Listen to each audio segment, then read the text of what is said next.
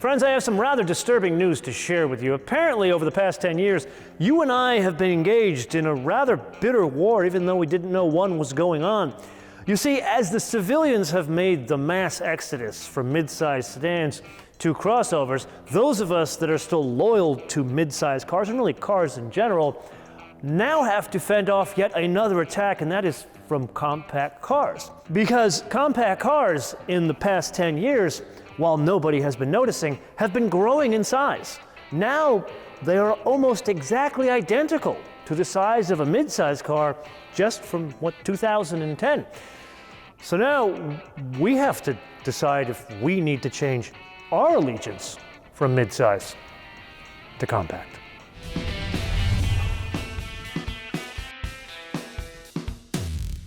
A rather important fact you and I need to get out of the way right at the top. Currently, there are 3 propulsion systems on offer in a 2021 model year Hyundai Elantra.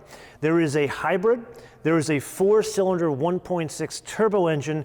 Those we will cover in other episodes. Today we are going to focus on the 2-liter 4-cylinder that is multi-point injection and runs on an Atkinson cycle. Why does it do that? Because the mission of this engine is efficiency. The output is 147 horsepower, comes in at 6,200 RPM, and 132 pound-feet of torque, comes in at 4,500 RPM. Now, this can run through any transmission you want as long as it's a CVT. You know I'm not a fan of CVTs, and the main reason why a manufacturer would choose a CVT, at least for the manufacturer, is it's significantly cheaper to manufacture and install a CVT in a car like this because, frankly, there's less moving parts. There's no gears. This one runs on a chain, not on a belt. But for the owner of the vehicle, the main benefit is fuel economy, and here it does a pretty good job. It's 31, 41, 35 combined. Okay, admittedly some bad news. We're not dealing with a lot of output there, but the good news, we're not dealing with a lot of weight either. 2,848 pounds, depending on how you express your weights and measures, 1,300 kilograms. Either way, let's give ourselves the best chance of success. Sport mode, which only works on the steering and throttle mapping, not suspension. Oh yeah. Yeah, there's probably a bit too much pageantry in the sound as this thing accelerates. Perhaps maybe a little bit less would be better.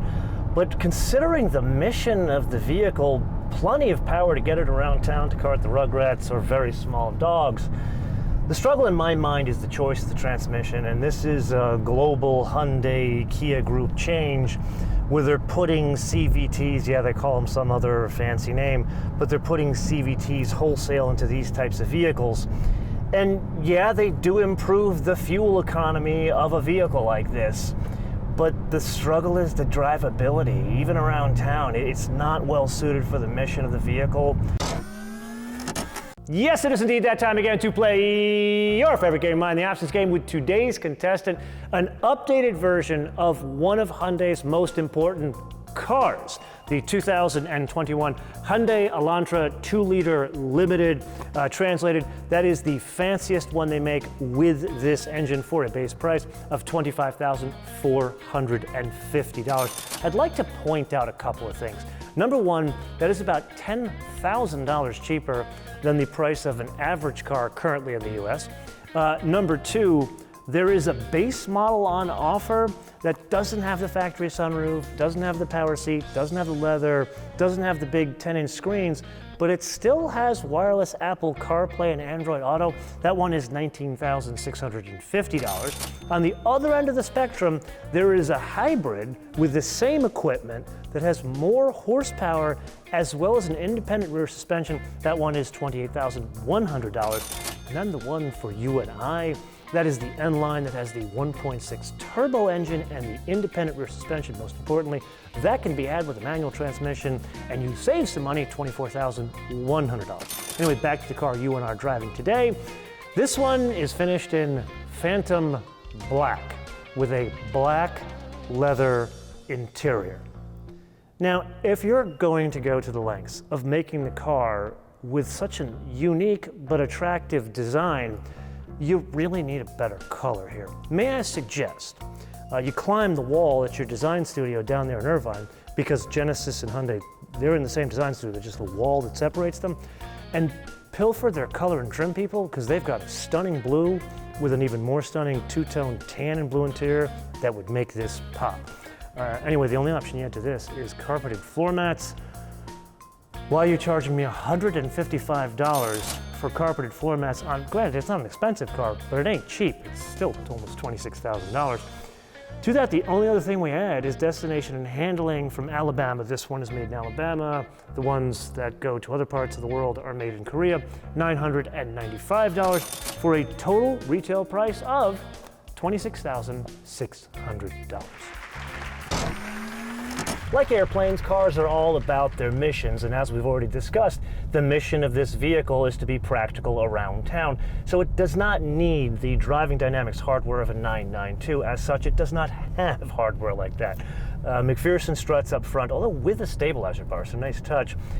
In the rear, that is a trailing beam. Now, if we get more aggressive with this, again, works for the mission. It's not something I would take to my canyon roads and try to carve canyons, but the real struggle with having that trailing beam in the rear is a degradation in ride quality.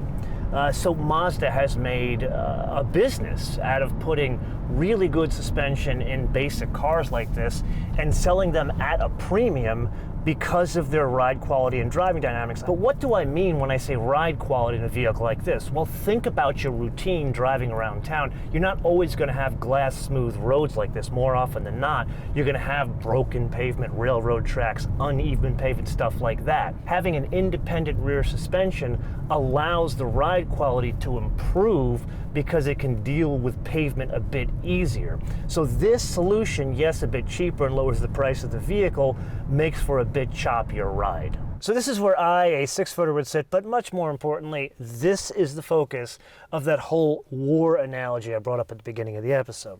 You see, if you were to compare this to the car it replaces, not a huge change. 0.8 of an inch longer wheelbase and 2.2 inch longer in overall length.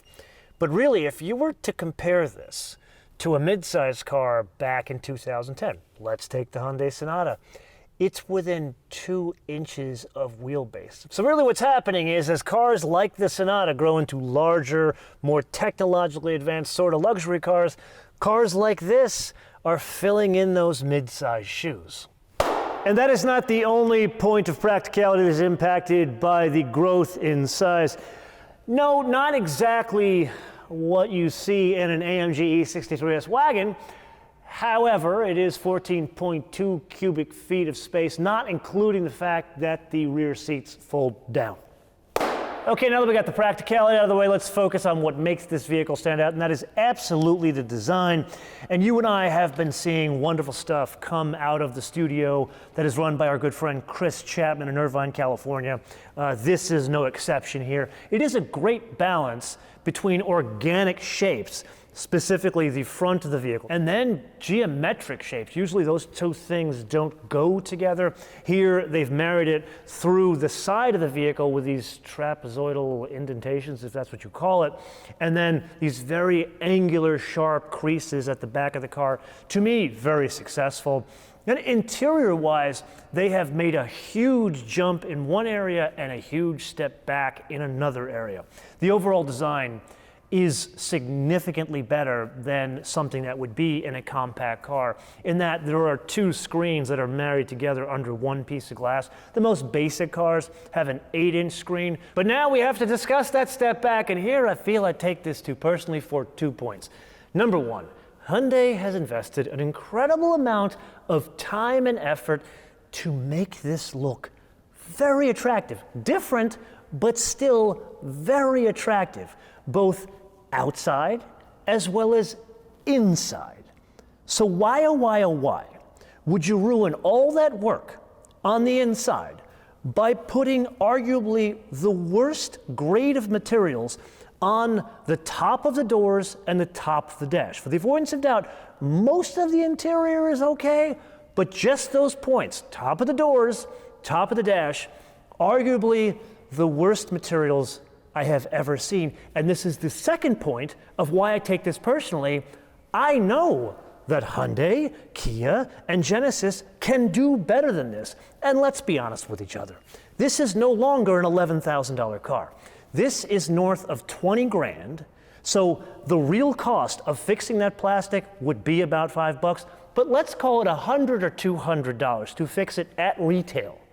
That wouldn't even register as a percent on the real cost of this vehicle, but absolutely would change the perception to anybody that gets in and out of this vehicle. And here's proof.